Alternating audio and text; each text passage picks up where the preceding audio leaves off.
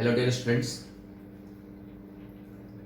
आज अपन लोग बात करेंगे application of refraction of light. Refraction of light में अभी तक अपन लोगों ने एक तरीके से रिफ्लेक्शन ऑफ लाइट और उससे रिलेटेड जो लॉज है उन पर डिस्कस करा, और जो मेन अपन लोगों ने एक्सप्लेन करा वो अपन लोगों ने एक्सप्लेन करा था एक तरीके से रिफ्रैक्टिव इंडेक्स, अपवर्तनांक। ठीक, और नेक्स्ट जो अपन ने डिफाइन करा था वो अपन ने डिफाइन करा था रिलेटिव रिफ्रैक्टिव इंडेक्स। ठीक, अब अपन लोग रिफ्रैक्शन के एप्लीकेशंस पे बात करते हैं। अपन देखते हैं या उसके अनुप्रयोग अपन बोलते हैं कि अपन लोगों को कहां पर आप लोग बहुत इजीली रिफ्रैक्शन को देख सकते हैं। ठीक, उसमें जो फर्स्ट एप्लीकेशन है अपना है refraction through a glass slab. इसको मैं लास्ट लेक्चर में बता भी चुका था, लेकिन एक बार थोड़ा सा अपन इसका क्या करते हैं, रिवीजन करते हैं। ठीक, ये लेक्चर नंबर अपना 11 है। ठीक, आज अपन लोगों का रिफ्रैक्शन ऑफ लाइट यहां पर क्या होगा, कंप्लीट होगा। आगे बस समझ बेटा आप सबको। ठीक, तो refraction through a glass slab. Glass slab के लिए अगर मैं बात करूं तो अगर मैं इसको एक एग्जांपल के थ्रू एक्सप्लेन करता हूं, जैसे आप ये देखिए मेरे पास एक ये चॉक बॉक्स है, ठीक है ना। इसका अपना खुद का हाइट है, लेंथ है, विड्थ है, सब कुछ है कि नहीं है इसका अपने पास। ठीक, अगर सपोज ये पूरी तरीके से ट्रांसपेरेंट होता तो ये मेरे पास एक ग्लास स्लैब होता। अगर ये मेरे पास पूरी तरीके से ट्रांसपेरेंट होता तो ये मेरे पास क्या होता है, एक ग्लास स्लैब होता।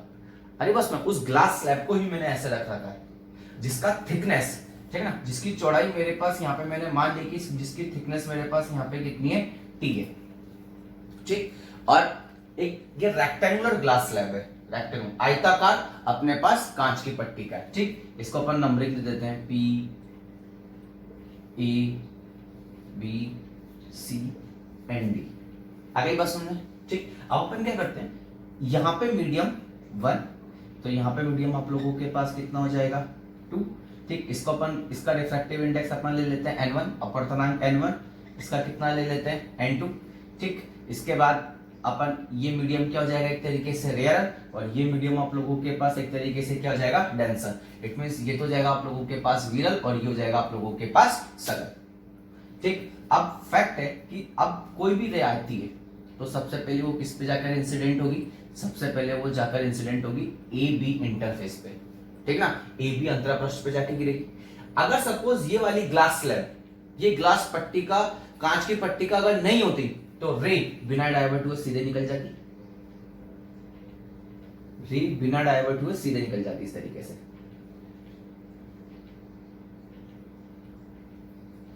बिना डाइवर्ट हुए सीधे निकल जाती। लेकिन जैसे कांच की पट्टी का आई, ग्लास स्लैब आई, तो ग्लास स्लैब पर जैसे ये इंसिडेंट रे, इसको अपन क्या बोलेंगे, इंसिडेंट रे, इस इंटरफेस पर जाकर इंसिडेंट होगी, जाकर गिरेगी, तो फैक्ट है कि इस इंटरफेस पर आते ही रे सबसे पहले क्या ढूंढेगी, नॉर्मल।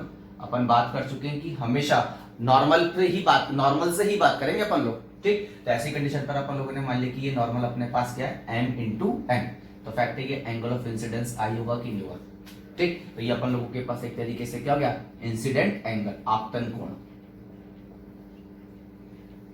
अब फैक्ट है कि ऊपर विरल माध्यम है, नीचे डेंसर माध्यम है, और आप सबको पता होता है कि अगर सपोज रे रेयर से विरल माध्यम से सघन माध्यम में जाती है तो किधर की तरफ टर्न होगी, नॉर्मल की तरफ बेंड होगी कि नहीं होगी। तो ऐसी कंडीशन पर रे किधर की तरफ बेंड हो जाएगी, इधर की तरफ बेंड हो जाएगी, और इस तरीके से आगे बढ़ेगी, और फिर जाके कौन से इंटरफेस पे जाके गिरेगी, डी और सी इंटरफेस पे जाके गिरेगी।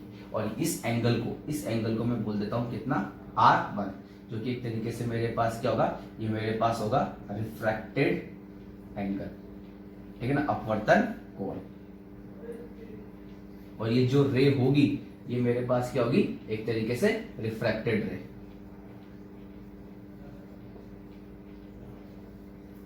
आगे बात समझ में आपको। ठीक, अब जैसे ही वापस डी सी इंटरफेस पे जाके गिरेगी तो फैक्ट है यहां पर भी किसको ढूंढेगी, वो नॉर्मल को, ये रे किसको ढूंढेगी, नॉर्मल। और अब इसको बोल देते हैं अपन एन डैश एम डैश, इसको एन एम बोल दिया, इसको एम डैश एन डैश बोल देते हैं। ठीक, और इस एंगल को अपन ले लेते हैं कि ये एंगल अपन लोगों के पास कितना बना, ये एंगल अपन लोगों के पास बना R2। आगे बात समझ में। अगर सपोज ये वाला इंटरफेस नहीं होता तो रे बिना डाइवर्ट हुए किधर निकल जाती, इधर सीधी निकल जाती कि नहीं निकल जाती। लेकिन अब वापस जो रे है वो डेंसर मीडियम से किस में निकलेगी, रेयर मीडियम में जाएगी कि नहीं जाएगी, और जब डेंसर से रेयर में, सघन से विरल में आती है तो अभिलंब से दूर हटती है। तो ऐसी कंडीशन पे फैक्ट है, अब जो रे है वो नॉर्मल से क्या हटेगी, दूर हटेगी, और दूर हट के कुछ इस तरीके से हटेगी,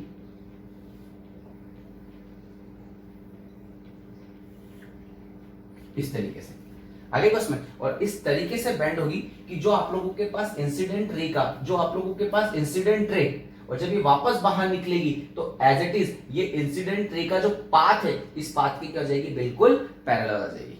आ रही बात समझ में आप लोगों को। तो ऐसी कंडीशन पे इसको अपन बोल देते हैं एंगल ई, जो कि एक तरीके से मेरे पास क्या होगा, इमर्जेंट एंगल होगा। कौन सा एंगल होगा, इमर्जेंट एंगल होगा, निर्गत कोण होगा। और इस रे को अपन क्या बोलेंगे, एक तरीके से इमर्जेंट रे, निर्गत किरण बोलेंगे।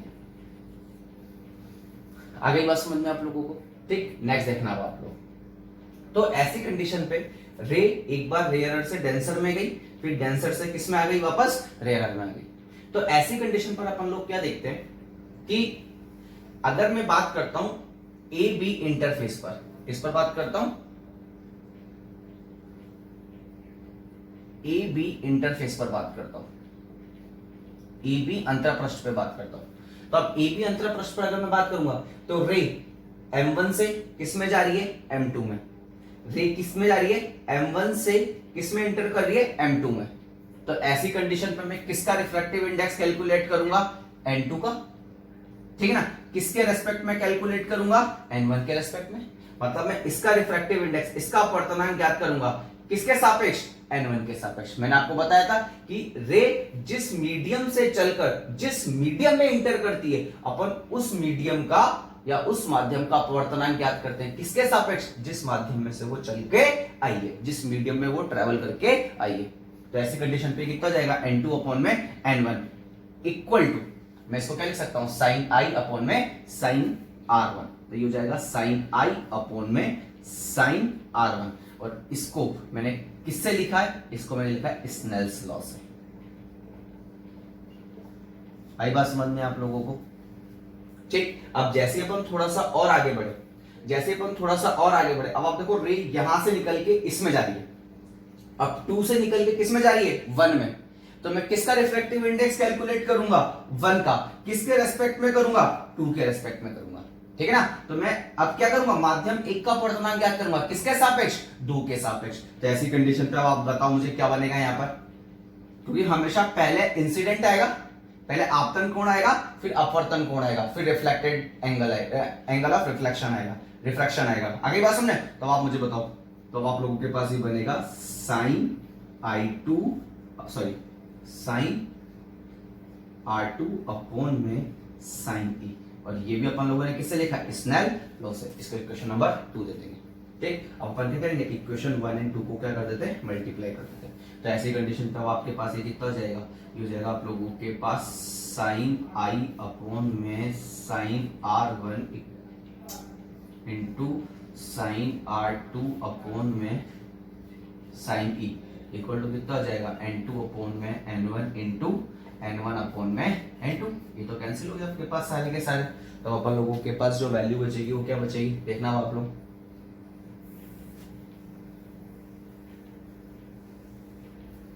अपन लोगों के पास जो वैल्यू बचेगी वो बचेगी अपन लोगों के पास साइन I अपॉन में sine R1 into sine R2 upon में साइन E इक्वल टू 1 हो जाएगा कि नहीं हो जाएगा, ठीक। अब आपको ध्यान से देखना है इस डायग्राम को।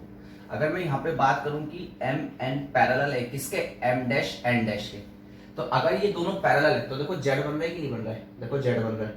तो R1 और R2 एक दूसरे के क्या हो जाएंगे आप लोगों के पास, इक्वल हो जाएंगे कि नहीं जाएंगे, और इसको अपन किसके इक्वल लिख देते हैं, R के। तो ऐसी कंडीशन पर अगर ये दोनों इक्वल हो गए तो साइन R1 से साइन R2 कैंसिल हो जाएगा। तो आप लोगों के पास ये कितना जाएगा, साइन I अपॉन में साइन E इक्वल टू 1। ऐसी कंडीशन पे साइन I इक्वल टू कितना जाएगा, साइन E।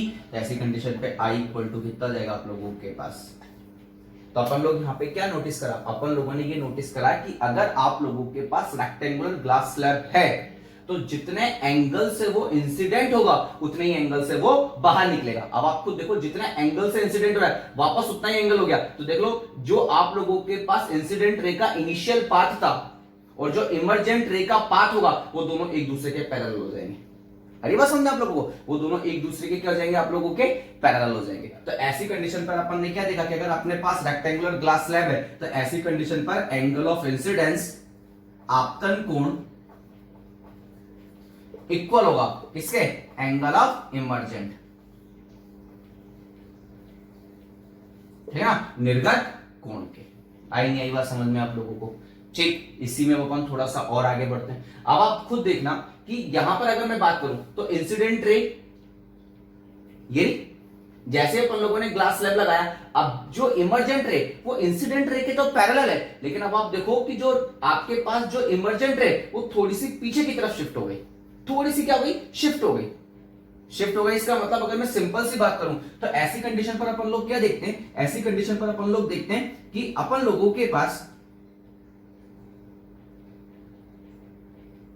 ठीक है ना, अब अपन लोगों के पास अब देखो इस पॉइंट के बाद, इस पॉइंट के बाद अगर मैं बात करूं तो इस पॉइंट के बाद ये रे हमेशा इंसिडेंट रे के पैरेलल रही।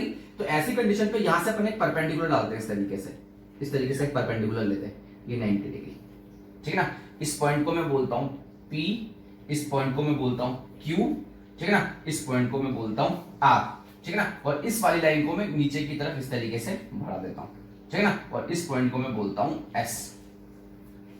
आगे बात समझ में आप लोगों को? तो ऐसी कंडीशन पर अपन क्या देखते हैं कि आप लोगों के पास जो इंसिडेंट रे है, आप लोगों के पास इंसिडेंट रे और आप लोगों के पास जो इमर्जेंट रे मतलब आपतित किरण और निर्गत किरण के बीच जो लंबवत दूरी है, उस लंबवत दूरी को अपन बोलते हैं पार्श्विक विस्थापन। ऐसी कंडीशन पर अपन क्या बात करते हैं कि जो इंसिडेंट रे और जो इमर्जेंट रे के बीच में जो ये परपेंडिकुलर डिस्टेंस होती है, जिसको मैं थोड़ी सी देर के लिए यहाँ पे क्या कंसिडर कर लेता हूं, x, इस x को ही आप लोग क्या बोलते हैं, यहाँ पर लैटरल डिस्प्लेसमेंट बोलते हैं। क्या बोलते हैं आप लोग इसको? लैटरल डिस्प्लेसमेंट बोलते हैं। आई नहीं आई बस समझ में आप लोगों को? तो perpendicular distance between incident ray and emergent रे इज कॉल्ड लैटरल डिस्प्लेसमेंट, ठीक है ना। आपतित किरण और निर्गत किरण के बीच की जो लंबवत दूरी होगी वो किसके इक्वल होगी, आप लोगों के पार्श्विक विस्थापन के इक्वल होगी। आई नहीं बस समझ। अब आपको ध्यान से देखना, अब अपन को इस x की वैल्यू कैलकुलेट करनी है कि कितनी शिफ्टिंग होगी, तो बहुत ध्यान से देखना। अगर ये वाला एंगल पूरा I है, ये एंगल I है, और अगर ये रे बिल्कुल इस तरीके से सीधी जाती है तो ये पूरा एंगल I बनेगा कि नहीं बनेगा। और अगर ये वाला पूरा एंगल I है और इसमें से अगर R1 चला गया तो ये वाला एंगल आप लोगों के पास कितना बचा, ये बचा I माइनस R1। आगे बात समझ में आप लोगों को? ठीक, अब आप देखना, ये एंगल हो गया I माइनस R1 और ये हो गया एंगल 90 डिग्री। तो एक तरीके से ये आप लोगों के पास क्या हो गया, बेस हो गया कि नहीं हो गया, आधार हो गया कि नहीं हो गया। और अगर ये आधार है तो ये आप लोगों के पास लंब परपेंडिकुलर होगा कि नहीं होगा। और अगर ये परपेंडिकुलर है तो ये हाइपोटेनियस होगा कि नहीं होगा। कौन हाइपोटेनियस होगा? P and R। अरे बस में अब आप देखो, आपको ये वाली आपको क्या करना है, परपेंडिकुलर लंब कैलकुलेट करना है। ठीक, तो ऐसी कंडीशन पे अपन क्या करते हैं, अपन देखते हैं triangle PQR, from triangle PQR, from triangle PQR।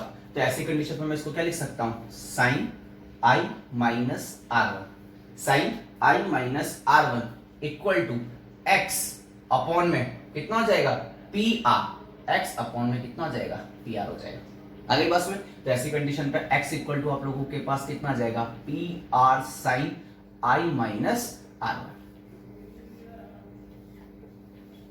पहले तो बात समझ में आई कि नहीं? ठीक, उसके बाद अगर मैं यहां पे देखता हूं ट्राइंगल, अब मुझे क्या करना है, PR को हटाना है। क्यों? क्योंकि मुझे ये वाली लेंथ नहीं पता, लेकिन मुझे ये वाली लेंथ पता है। तो मैंने अब जो ट्राइंगल लिया है वो ट्राइंगल है मेरे पास from triangle PSR, from triangle PSR, PSR। अब देखो ये एंगल 90 डिग्री एक ही नहीं है, ये एंगल 90 डिग्री और ये वाला एंगल आप लोगों के पास कितना है, ये एंगल R1 एक ही नहीं है। अरे बस में, तो ऐसी कंडीशन पर अगर मैं सिंपल सी बात करूं तो आप लोगों के पास ये बेस हो गया, ठीक है ना, ये बेस हो गया और ये हाइपोटेनियस हो गया कि नहीं हो गया। तो ऐसी कंडीशन पर मैं यहां पे क्या यूज कर सकता हूं, cos R1 इक्वल टू आप लोगों के पास कितना हो जाएगा, AD PS, तो ये हो जाएगा PS अपॉन में कितना जाएगा आपके पास, PR, तो ये हो गया PR। तो यहां से PR की वैल्यू कितनी आएगी, तो PR इक्वल टू हो जाएगा PS अपॉन में cos R1। अगली बात समझे आप लोगों को? और PS की वैल्यू कितनी है, PS यहां से यहां तक कितना है आप लोगों के पास, T, तो ये जाएगा आपके पास T अपॉन में cos R1। तो ऐसी कंडीशन पे वैल्यू पुट कर दो यहाँ पे, तो आप लोगों के पास x इक्वल टू हो जाएगा आप लोगों के पास t अपॉन में cos r1 sin i minus r1। तो इस तरीके से अपन लोग लैटरल डिस्प्लेसमेंट पार्श्व विस्थापन पे क्या करते हैं, बात करते हैं। आई नहीं आई बात समझ में आप लोगों को? ठीक, देखो एक बार इसको,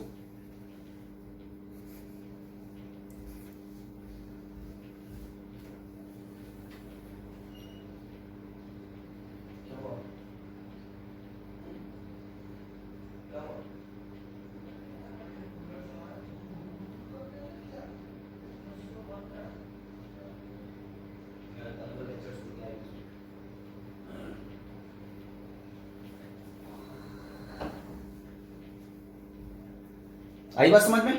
ठीक, आगे बढ़े हम अपन लोग, चलो देखते हैं अपन नेक्स्ट एप्लीकेशन पे बात करते हैं अपन लोग।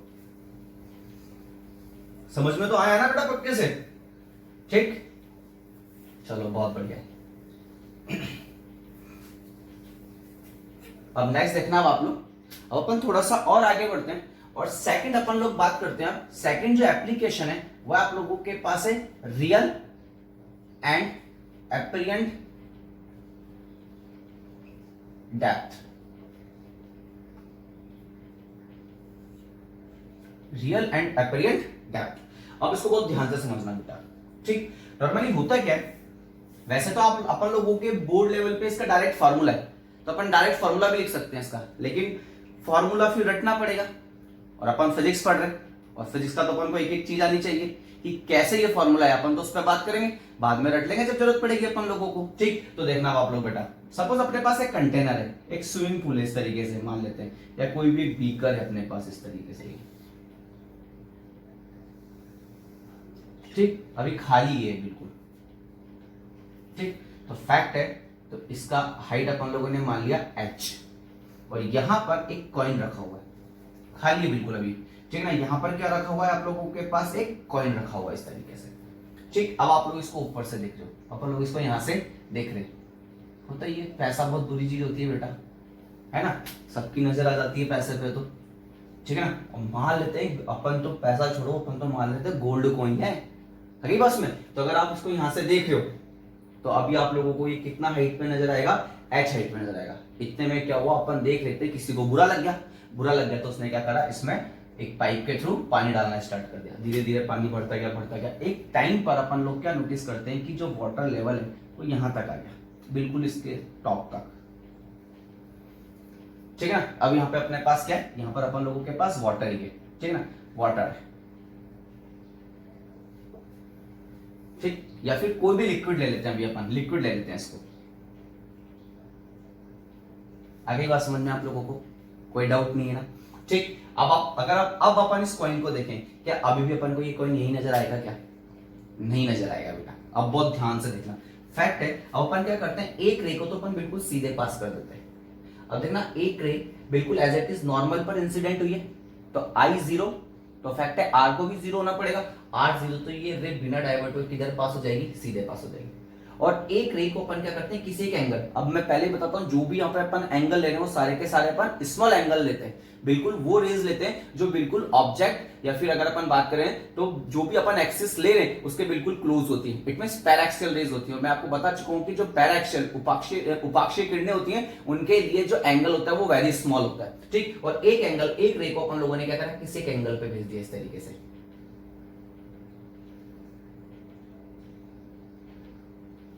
इस तरीके से एक एंगल पे भेज दिया अपन ने। तो फैक्ट है कि जैसे ये इस इंटरफेस पर आएगी तो नॉर्मल ढूंढेगी, और नॉर्मल ये रहा, देखना अब आप लोग।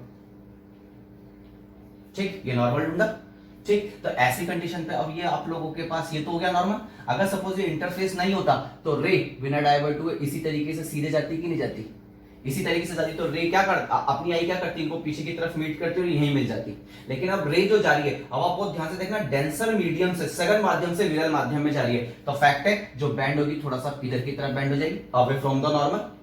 ठीक, तो ये तो आपके पास हो जाएगा एंगल ऑफ इंसिडेंस आई, आपतन कोण आई, और ये जो पूरा एंगल होगा ये आप लोगों के पास एक तरीके से कितना हो जाएगा, ये एंगल हो जाएगा आप लोगों के पास अब ये रे तो निकल गई सीधे, ये निकल गई इधर।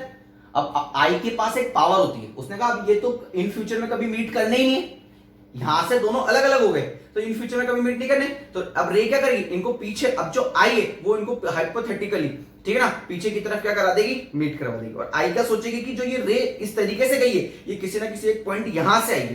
तो फैक्ट है, अगर मैं सिंपल सी बात करूं तो ये इधर पीछे बढ़ेगी और ये इस तरीके से पीछे बढ़ेगी और ये इधर जाके मीट करेंगे कि नहीं करेगी। और जहां पे ये मीट करेंगी वहां पर ही आप लोगों के पास क्या बन जाएगी, इमेज। और यहां पर आप लोगों का क्या रखा है, ऑब्जेक्ट। तो अब आप देखो जो कॉइन है वो थोड़ा सा ऊपर आ गया कि नहीं आ गया, अरे बात समझ में, ठीक। और इस पॉइंट को अपन बोल देते हैं, इसको बोल देते हैं ए, इसको बोल देते हैं अपन बी, ठीक। अगर ये एंगल आई है तो आप खुद नोटिस करना, ये भी एंगल आई है अपने पास, ठीक। और अगर ये एंगल आर है तो ये एंगल भी आप लोगों के पास क्या है, आर। क्योंकि देखो ये वाली लाइन और नॉर्मल एक दूसरे के पैरेलल है, और अगर ये बिल्कुल सीधे एक दूसरे को कट करेगी तो फैक्ट अगर ये आर है तो ये एंगल भी आप लोगों के पास क्या होगा, आर होगा कि नहीं होगा, ठीक। अब आपको ध्यान से देखना, मैंने इसको मीडियम 2 ले लिया, इसको मीडियम 1 ले लिया, इसका रिफ्रैक्टिव इंडेक्स हो जाएगा n1। अब n1 किसके इक्वल है, लिक्विड के लिए बात करें इसलिए अपन इसको nl लिख देते हैं। और बाहर का रिफ्रैक्टिव इंडेक्स कितना हो गया, n2, ठीक। या सॉरी, इसको 2 ले लेते हैं अपन, ठीक है ना, इसको 2 ले लेते हैं, इसको 1 ले लेते हैं। और यहाँ पे ये कितना है, एयर है बाहर, तो ठीक है ना, यहाँ पे अपन लोगों ने क्या ले रखी है, एयर। और एयर के लिए Na की वैल्यू कितनी होती है, 1, आ गई बात में। और इसके लिए कितना हो गया, nl हो गया आप लोगों के पास। आई नहीं आई बात समझ में आप लोगों को। चले हम अपन आगे, तो आप बहुत ध्यान से देखना। सबसे पहले मैं बात करता हूं ट्राइंगल के लिए, ठीक है।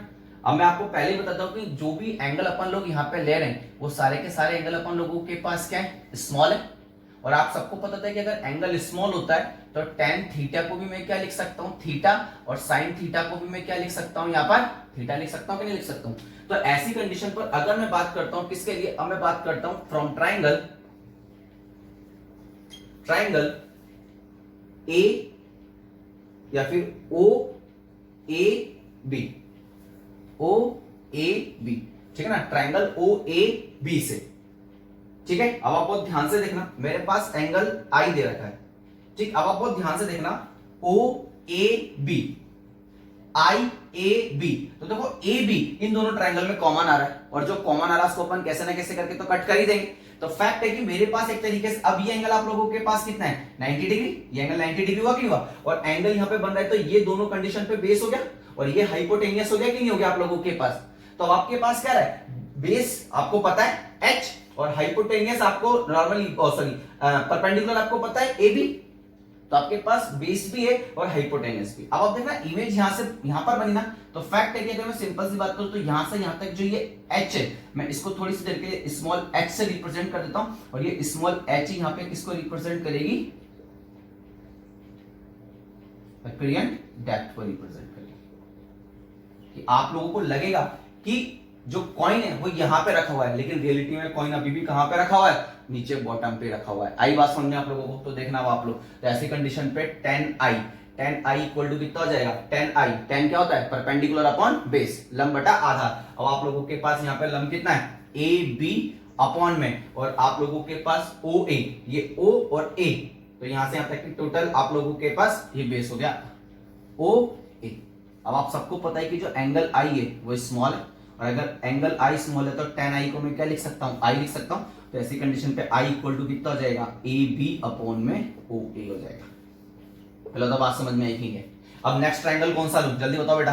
नेक्स्ट ट्राइंगल लूंगा मैं आई ए बी, और आई ए बी से मैं tan r लिख दूं, और tan r इक्वल टू कितना हो जाएगा, वही ए बी अपॉन में आई ए हो जाएगा कि नहीं हो जाएगा। अब r को अपन क्या ले रखें, स्मॉल, तो ऐसी कंडीशन पे tan r किसके इक्वल हो जाएगा, r। तो ऐसी कंडीशन पे tan r इक्वल टू कितना हो जाएगा आप लोगों के पास, ए बी अपॉन में आई ए हो जाएगा, ठीक। Equation number 2। अब अपन क्या करते हैं, स्नेल लॉ यूज करते हैं, स्नेल लॉ यूज करते हैं अपन। और जो स्नेल लॉ होगा वो आप लोगों के पास क्या होता है, साइन आई अपॉन में साइन आर। अब बहुत ध्यान से देखना बेटा, साइन आई अपॉन में साइन आर। अब आप बहुत ध्यान से देखना, आप 2 से किस में जा रहे हो, 1 में, आप 2 से किस में जा रहे हो, 1 में। तो किसका रिफ्रैक्टिव इंडेक्स, किसका अपवर्तनांक ज्ञात करोगे, n1 का, किसके सापेक्ष, किसके रेस्पेक्ट में, n2 के रेस्पेक्ट में। तो आप लोग क्या लिखोगे इसको, n1 अपॉन में n2।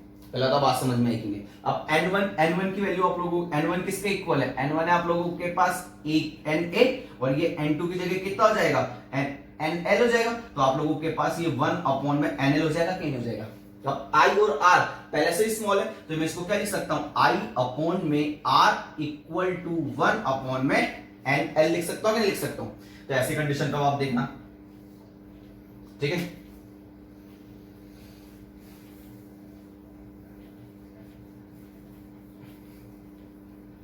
देखो आप लोग, तो I की जगह आप लोगों के पास कितना हो जाएगा, A B अपॉन में OA। अब देखो ये अपॉन में R है, अपॉन में R है और यहाँ पे R है, तो अगर मैं इसको 1 अपॉन R करके लिखूंगा तो ये उल्टा हो जाएगा कि नहीं हो जाएगा। तो ये आप लोगों के पास हो जाएगा IA अपॉन में कितना हो जाएगा, AB इक्वल टू 1 अपॉन में NL हो जाएगा। अगली बस में AB से AB कैंसिल हो गया, देख लो हो गया ना कैंसिल। तो आपके पास कितना बचा, IA अपॉन में OA इक्वल टू 1 अपॉन में NL हो गया कि नहीं हो गया। तो अब IA आप लोगों के पास कितना है, स्मॉल h इक्वल टू, ठीक है ना, अपॉन में OA कितना है, कैपिटल H इक्वल टू कितना हो गया, 1 अपॉन में NL हो गया। अगली बस में तो ऐसी कंडीशन पे NL इक्वल टू कितना हो जाएगा, इसको तो ले जाओ इधर, इसको ले जाओ इधर और इसको लेके जाओ ऊपर, तो ये कितना हो जाएगा, H अपॉन में स्मॉल h हो जाएगा। इसका मतलब ये हुआ आप लोगों के पास कि NL कि जो भी आप लोगों का लिक्विड का रिफ्रैक्टिव इंडेक्स होगा, ठीक है ना, उस द्रव का जो अपवर्तनांक होगा वो H कैपिटल H अपॉन में स्मॉल h, मैं इसको लिख सकता हूं एक तरीके से रियल डेप्थ अपॉन में एपरेंट डेप्थ के इक्वल होगा। आई नहीं बस समझ में बेटा आप लोगों के। तो इस तरीके से अपन लोग जो अपेरेंट डेप्थ है उसको अपन क्या कर सकते हैं, कैलकुलेट कर सकते हैं। देखो एक बार इसको जल्दी से,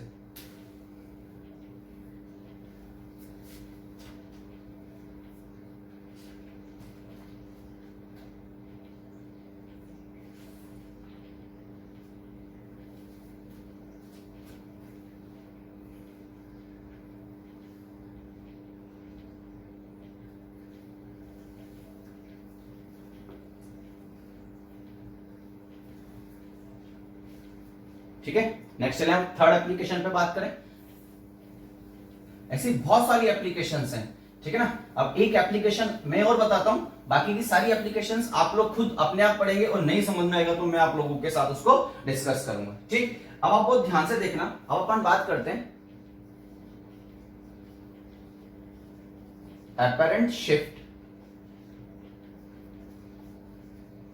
in the position of सन, ठीक है ना। जो सन है उसकी पोजीशन में किस तरीके की शिफ्टिंग आती है, ठीक है ना, अपरेंट शिफ्टिंग आती है, उस पर अब अपन लोग क्या करेंगे, यहां पर बात करेंगे, ठीक। तो बहुत ध्यान से देखना आप लोग बेटा कि अगर सपोज ये अपना अर्थ है, ठीक है ना, तो इस तरीके से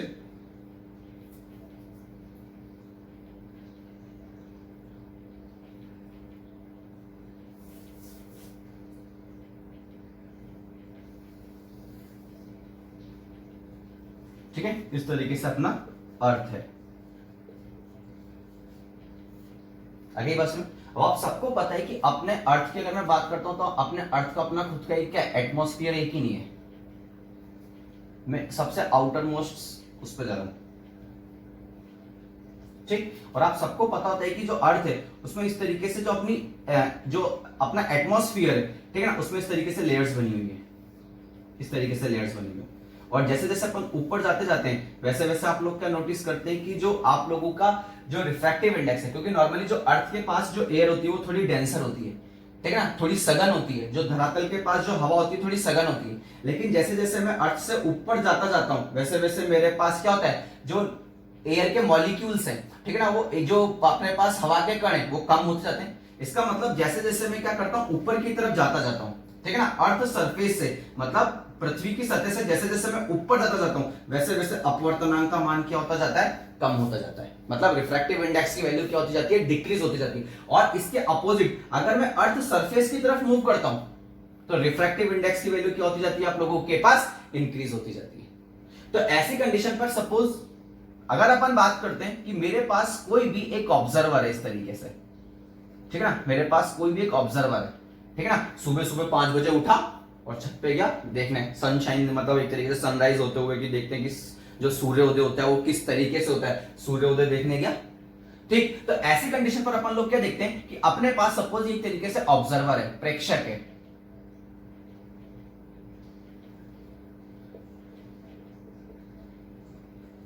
ऑब्जर्वर है। ठीक, अब नॉर्मली अपन ने आई का हॉरिजॉन एक लाइन ले ली, एकदम हॉरिजॉन ले लिया, ठीक है ना, हॉरिजॉन ले लिया इस तरीके से। और अगर सपोज अपन मान लेते हैं कि इस टाइम पर, ठीक है ना, वो थोड़ा सा जल्दी आ गया, ठीक, और उस टाइम पे सन हॉरिजॉन से नीचे।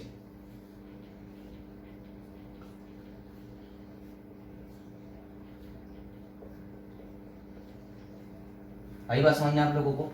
लेकिन फैक्ट है कि जो रेज है वो तो ऑल डायरेक्शन में क्या हो रही होगी, सारी की सारी रेज निकल रही होंगी, सभी दिशाओं में क्या हो रही होंगी, जो रेज हैं वो निकल रही होंगी।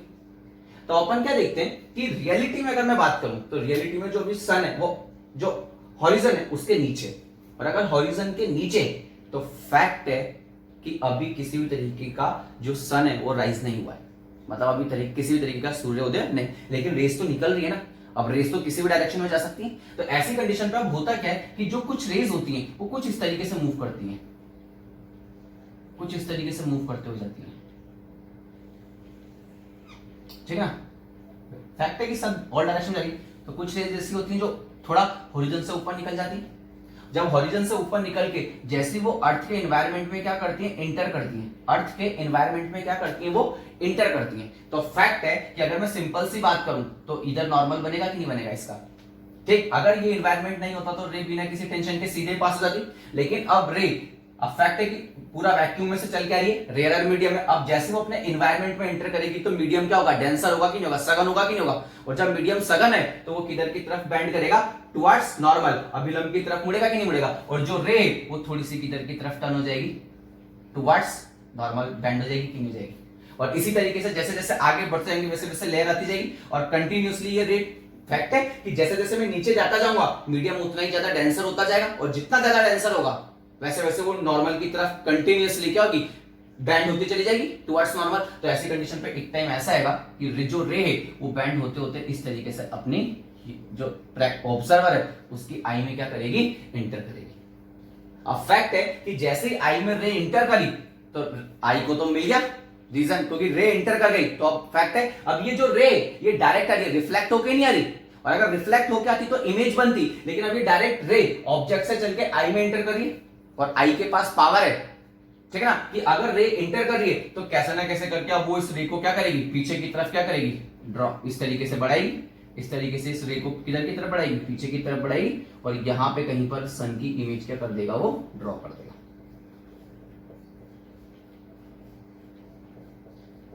अब जो आई है उसको क्या लगेगा, उसको ये लगेगा कि सन की पोजीशन कहां पर है, यहां पे, लेकिन रियलिटी में सन की पोजीशन किधर है, हॉरिजन के नीचे। लेकिन आई ने क्या करा, उसकी जैसे आई में रे इंटर करी तो आई ने क्या करा, उस रे को पीछे की तरफ क्या करा, बढ़ाया, और जो भी सन है उसको उसने यहां पे क्या कर दिया, उसका इमेज ड्रॉ कर दिया, ठीक है ना। तो ऐसी कंडीशन पर अपन लोग क्या देखते हैं कि यहां पे जो सन है, अब आई के लिए जो सन है वो कहां पर आ गया, यहां पर आ गया, लेकिन रियलिटी में अभी भी कितना नीचे आप लोगों के पास, हॉरिजन से नीचे, मतलब अभी भी आप लोगों के पास सनराइज नहीं हुआ, लेकिन जो आई है उसने क्या कर दिया, आप लोगों के लिए सनराइज कर दिया।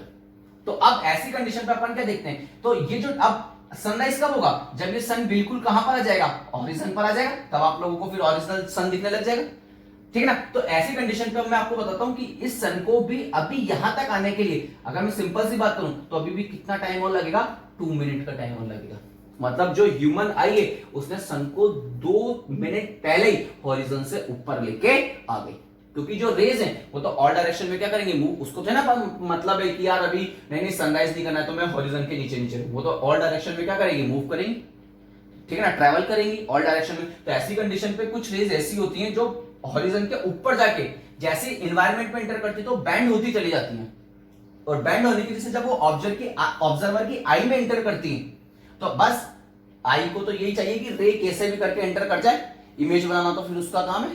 तो ऐसी कंडीशन पे वो एक तरीके से जो सन होता है उसकी एपेरेंट पोजीशन कहां पे शो कर देती है, यहां पे ना शो करके वो किधर, क्योंकि यहां पे तो देख ही नहीं सकता, तो उसकी अपरेंट पोजीशन किधर की तरफ शो कर देती है, ऊपर की तरफ शो कर देती है। तो ऐसी कंडीशन पर अपन क्या देखते हैं कि जो सन है अब 2 मिनट बाद वो हॉरिजन पर आएगा, तो उसने 2 मिनट पहले उसकी अपरेंट पोजीशन को क्या कर दिया, एक तरीके से शो कर दिया। और ये चीज नाइट में होती है, ये चीज कब होती है, नाइट में होती है, कि जब सन नीचे चला जाता है हॉरिजन से, फिर फैक्टर तब भी रेज आती है, और जो आई होती है वो फिर भी सन की अपरेंट पोजीशन किधर बना के रखती है, इधर बना के रखती है। जब ये बहुत ज्यादा नीचे चला जाता है तब जाके ये सन दिखना बंद होता है, और इसमें भी टोटल कितना टाइम लगता है, 2 मिनट का टाइम लगता है। तो ऐसी कंडीशन पर अपन क्या देखते हैं कि जो ह्यूमन आई है वो एक तरीके से क्या करती है, पूरे एक डे की लेंथ कितना मिनट बढ़ा देती है, 4 मिनट, लेकिन अपेरेंटली उसको लगता है कि जो दिन है वो 24 आवर तो है ही, प्लस 4 मिनट और है। तो ये सब किसकी वजह से होता है, ये सब एटमॉस्फेरिक प्रेशर की वजह से होता है।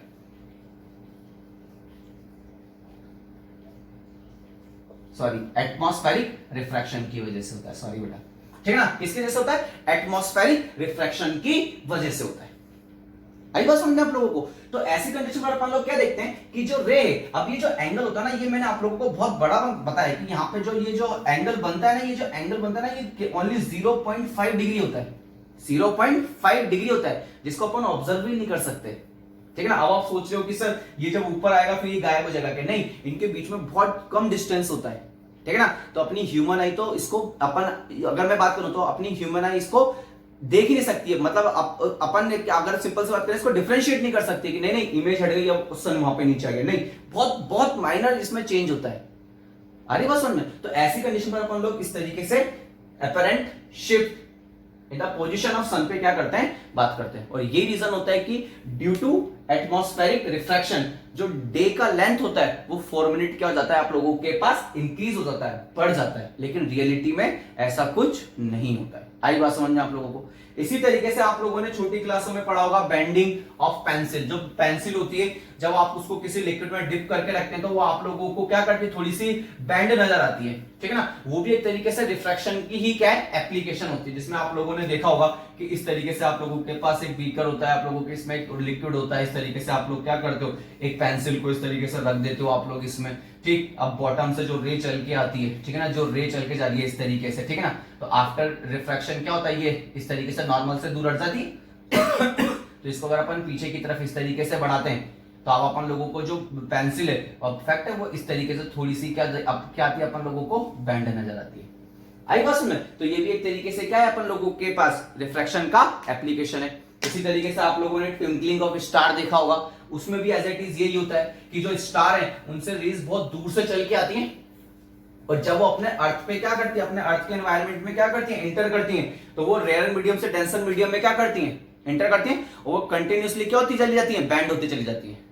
अब होता क्या है कि जब अब फैक्ट है कि जो स्टार है वो अपने से बहुत दूर है, तो उससे जो रेस चल के आ रही है बहुत कम चल के आती है। अब नॉर्मली अपना जो एनवायरनमेंट है, एटमॉस्फेयर है, वो कंटिन्यूअसली चेंज होता रहता है, तो उन रेस की पोजीशन भी, जो रेस आ रही हैं उनका जो पाथ होता है वो भी कंटिन्यूअसली क्या होता रहता है, चेंज होता रहता है। और रेस का पाथ कंटिन्यूअसली चेंज होने की वजह से जो स्टार की जो अपरेंट जो आप लोगों के पास पोजीशन बनती है स्टार की, वो भी कंटिन्यूअसली क्या होती रहती है, चेंज होती रहती है। और आप लोगों को लगता है कि जो स्टार है वो क्या कर रहा है, ट्विंकलिंग, चमक रहा है, लेकिन रियलिटी में ऐसा नहीं होता है। स्टार अपनी पोजीशन पे फिक्स है, लेकिन उससे जो रेस, थोड़ी बहुत रेस, क्योंकि स्टार अपन से बहुत डिस्टेंस पर है, ठीक है ना, अपन ये मान के चलते हैं इनफाइनाइट डिस्टेंस पर है, तो उससे जो रेस चल के आती है उसका अमाउंट बहुत कम हो जाता है। तो बहुत कम अमाउंट की जो रेस होती है अपनी आई में क्या करती है, इंटर करती है। अब वो इंटर तो कर गई, लेकिन अब कंटिन्यूसली अगर अपन उस स्टार को देख रहे हैं तो फैक्ट है अपना अर्थ का एटमॉस्फेयर कंटिन्यूसली क्या होता है, चेंज। कहीं हवा चल रही है, कहीं पर क्या हो रहा है, तो कंटिन्यूसली चेंज होता है कि नहीं होता है। और वो एटमॉस्फेयर चेंज होने की वजह से रेस की पोजीशन भी क्या होती रहती है, चेंज। और उस रेस की पोजीशन चेंज होने की वजह से स्टार की अपरेंट पोजीशन भी कंटिन्यूअसली क्या होती रहती है, चेंज होती रहती है। और यही रीजन है कि आप लोगों को जो स्टार है वो चमकता हुआ, ट्विंकलिंग होता हुआ नजर आता है। आई बात में। तो इस तरीके से अपन लोग रिफ्रैक्शन ऑफ लाइट पे क्या करते हैं, बात करते हैं। आई बात समझे आप लोगों को, ठीक। आज के लिए इतना काफी है, और यहां पर अपन लोगों का रिफ्रैक्शन ऑफ लाइट क्या होता है, कंप्लीट होता है। ठीक है बेटा।